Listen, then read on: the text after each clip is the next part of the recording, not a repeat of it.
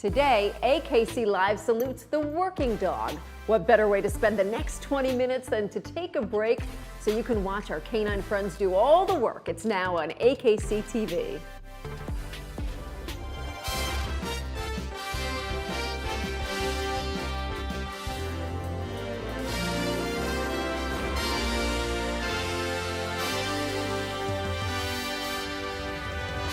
Well, we welcome you back to AKC Live, bringing you the latest dog news and entertainment from the American Kennel Club. I'm Sam Ryan, and my co-host today is this handsome guy, Dimitri. He's an 8-year-old Havanese, and hey, Dimitri, he's ready for his close-up. If you're in New York City and would like a chance for your dog to be a co-host on our show, you can send an email to us at info@akc.tv. Well, today's lineup pays tribute to the working dog. Most of us think our dog as a companion, a lovable pet, but some dogs, some very well-behaved and trained dogs, are much more than that. There are therapy dogs, detection dogs, search and rescue dogs, even truffle sniffing dogs. And with that being said, have you heard about the dogs who keep geese at bay? Well, we've got that story.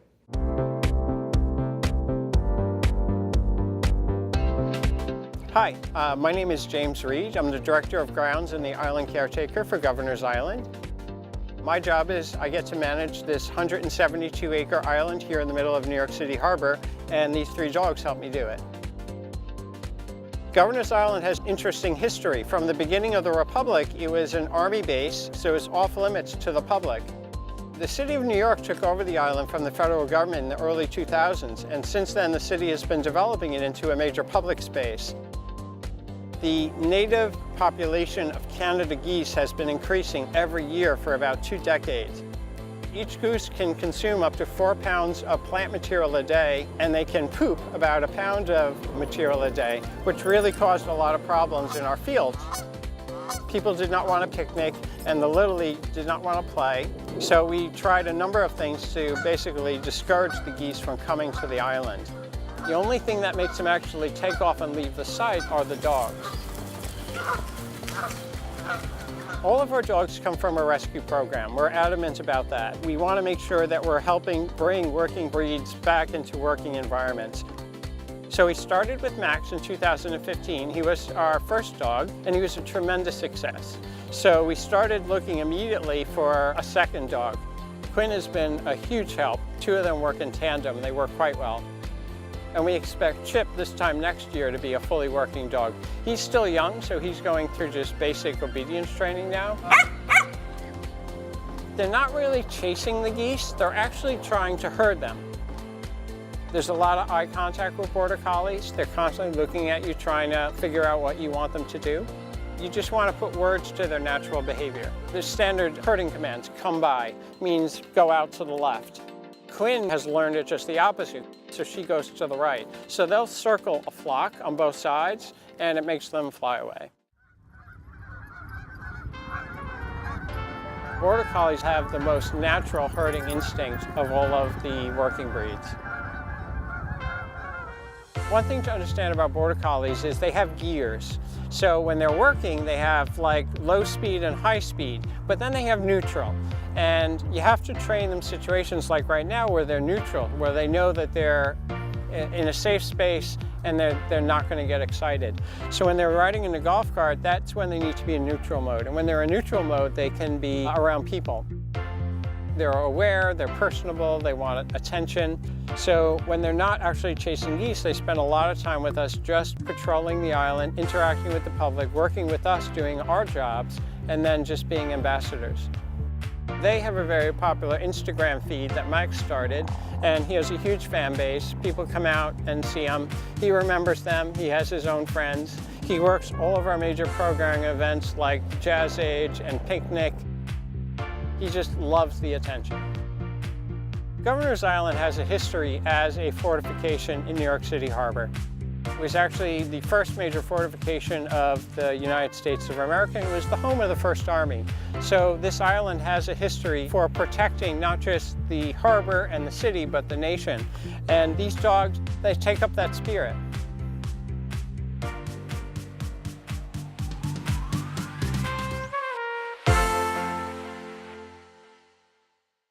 Thank you to Max, Quinn, and Chip for keeping Governor's Island poop-free. And AKC's July-August edition of Family Dog magazine features a similar story. Out west in Glacier National Park in Montana, there is another border collie that goes by the name of Gracie.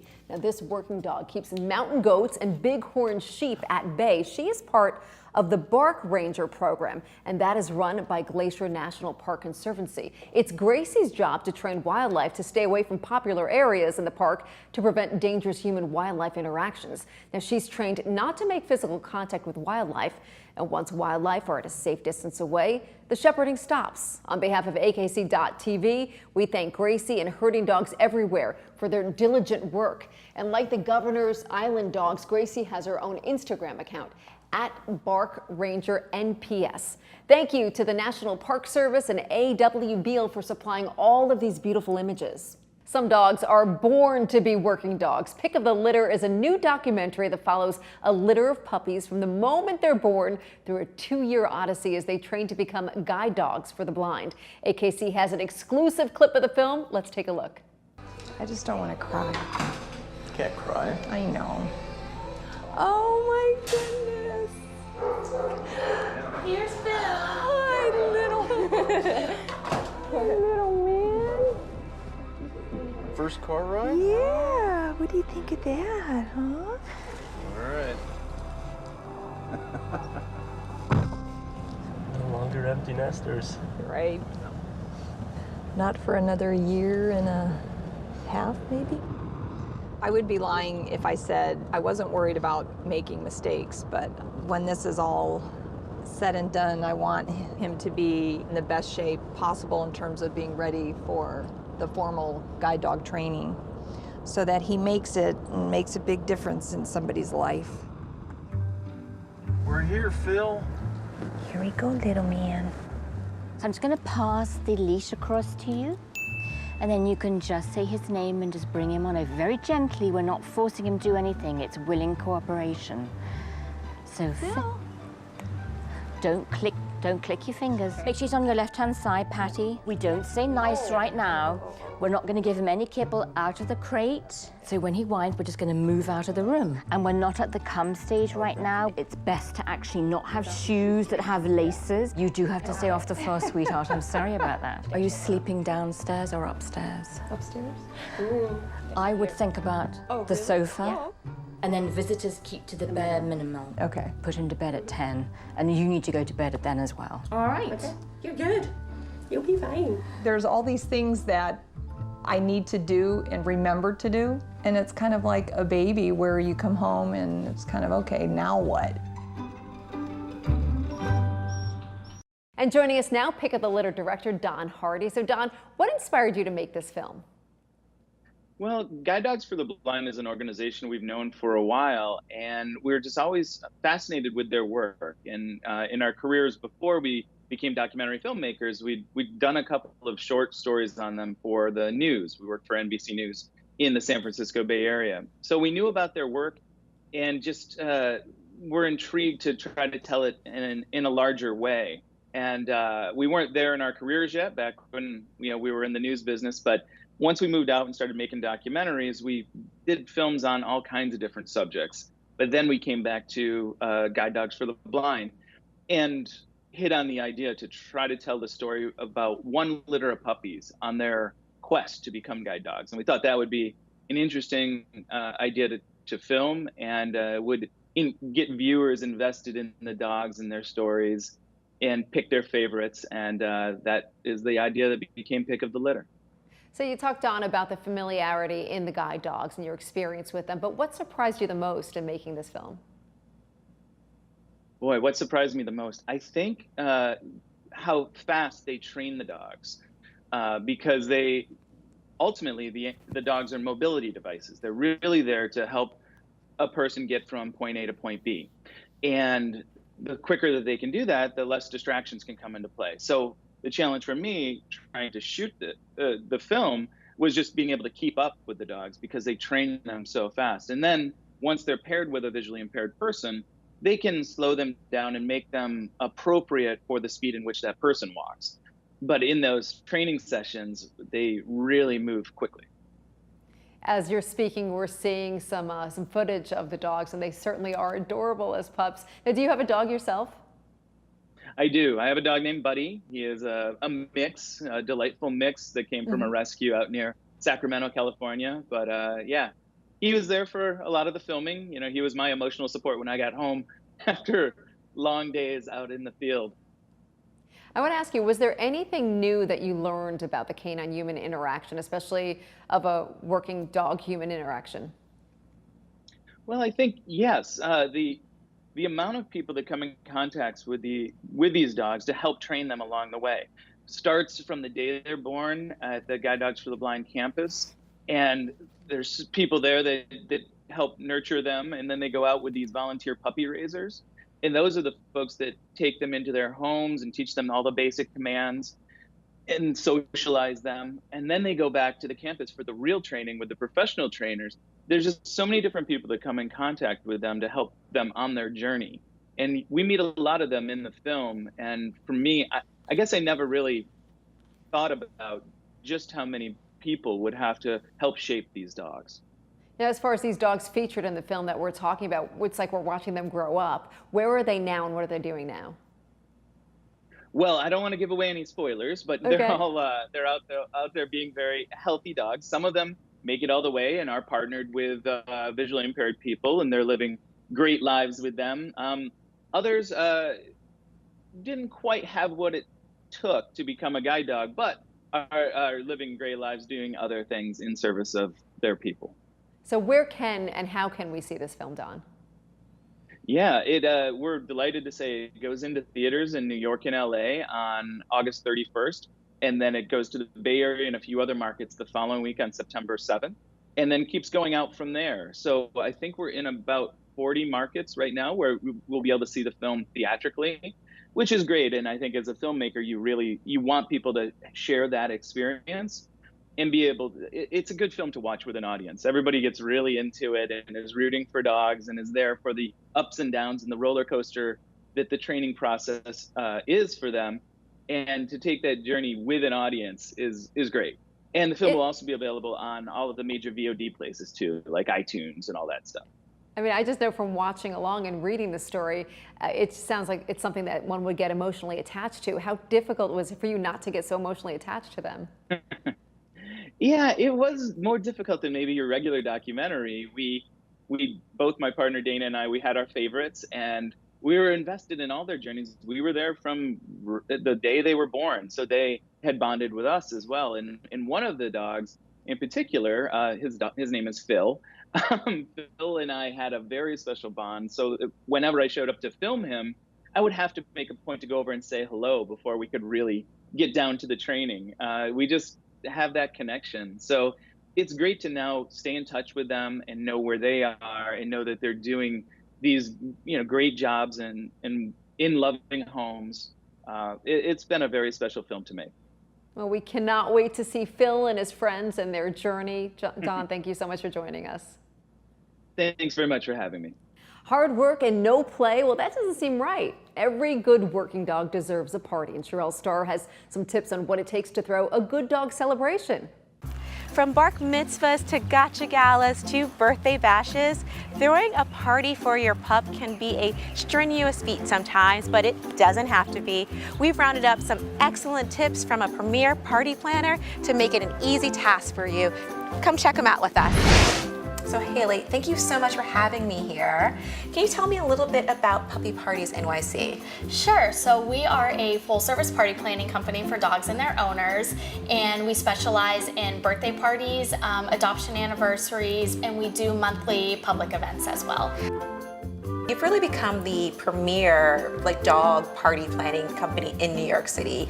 How did it sort of start? About 4 years ago now, I threw a second birthday party for my dog. So we had just close friends and family over, and it was just a lot of fun. I organized different games and activities, and Bailey had her little doggy friends over, and we just had it in our apartment. And I was like, you know what, maybe this could really be something. That's incredible, like really just doing something really sweet for your dog, and now it's grown into this huge business. Yeah. So tell me, what type of other parties have you planned? Birthday parties tend to be our most popular. Okay. A lot of first birthday parties, and then also parties for senior dogs. Aww. Yeah, and then 2 gotcha days, which is like the day you got your dog. Oh, that's super cute. So like rescued your dog. So it's just a day to like celebrate the day that, you know, you got them. And then in addition to that, we do monthly public events where we donate a portion of the proceeds to a charity. A lot of the rescues and charity are based here in New York. And we just got done with our World Pup Cup. Oh, very cute. Yes, literally soccer for dogs. We had like a huge grass field and like these goals that were made for us, and we had like the soccer balls and commentators, and it was really, really great. So yeah, and then a lot of different events around the holidays. We do an annual ugly sweater party, a doggy Easter egg hunt. So all for dogs though? All for dogs. All for dogs. Yes. That is super cute. If you're going to throw a party for your dog at home, I know obviously they should definitely reach out to you because you are the expert in this, but any tips you can share with our viewers? I think number 1 is it's not going to happen overnight. Okay. Plan enough time to properly, you know, make sure everything is done right, so then the celebration goes off with a hitch and you're not stressing and worrying the day of. Number 2, you know, dogs, they can't eat everything that we can eat. You know, their bodies are different, they're different than ours. So, you know, of course, making sure that if you're gonna have food for the humans, you don't have chocolate, you don't have grapes. I think another tip, a great tip, is to hire a photographer. You're gonna be busy the day of, you're gonna be running around, wanting to have a good time, talking to people, and you might not have time to snap photos of the party, so it's always great to hire a professional pet photographer to capture all the action. That makes perfect sense. You want to be there and enjoy, and again, your dog is the host, but really you are, so you want to make sure that you can be there and be available for everyone who attends. Exactly. Oh, that's awesome. Thank you so much, Haley, for sharing those tips with us. And if you'd like more information about throwing a party for your pet, check out puppypartiesnyc.com, where you can get all the amazing tips from Haley. And of course, if you want to just enjoy the party, you can actually book her to actually throw a party for your dog. And you can also check out more tips for throwing a good celebration for your dog at akc.org. And Dimitri's waiting for his invitation to the holiday ugly sweater party. Sounds amazing. Thank you, Sherelle. Well, time for a fun fact. Did you know that the origin of the name collie means coal or black, which may come from the word coolie, referring to the black-faced mountain sheep of Scotland, which this breed would herd. In dog news, last week, 7 puppies were discovered and rescued from an uninhabited island in Manitoba, Canada. Now, it's not clear how these 4-month-old puppies ended up on the island. A boater by the name of Junior Cook spotted them and heroically brought them back ashore. The pups are rehabilitating and doing well at the Norway House Animal Rescue. They're in need of homes. You can find out more information on Norway House Animal Rescue's Facebook page as they track the rescue efforts. So take a look at that. And some big winners from this weekend's dog news include King. He's the wire fox terrier who won Best in Show at the Richmond Dog Fanciers Club in Dixon, California. And congratulations to Wilma the boxer, won 3 Best in Shows in a row, the Louisiana Kennel Club on Thursday, the Metairie Kennel Club on Friday, and the Louisiana Kennel Club again on Saturday. And Slick the Border Collie won Best in Show on Friday at the Columbiana Country Kennel Club, and Saturday at the Beaver County Kennel Club, which was the largest show of the weekend with over 1,600 dogs. We are currently in production for our Meet the Breed series on the French Bulldog. If you have a video of your French Bulldog, we'd love to see it, and we may include it. So upload your French Bulldog footage at akc.tv/submit. If using a cell phone to capture the video, hold it in the horizontal fashion to film your dog. I'm Sam Ryan. Thank you for joining me today. Make sure to download AKC TV on Roku and Apple TV, and be sure to follow us on Facebook, Instagram, and Twitter to stay up to date on all things dog. On AKC TV, it's Good Dog TV, and we thank our friend Dimitri for joining us today. We leave you with our Good Dog moment of the week.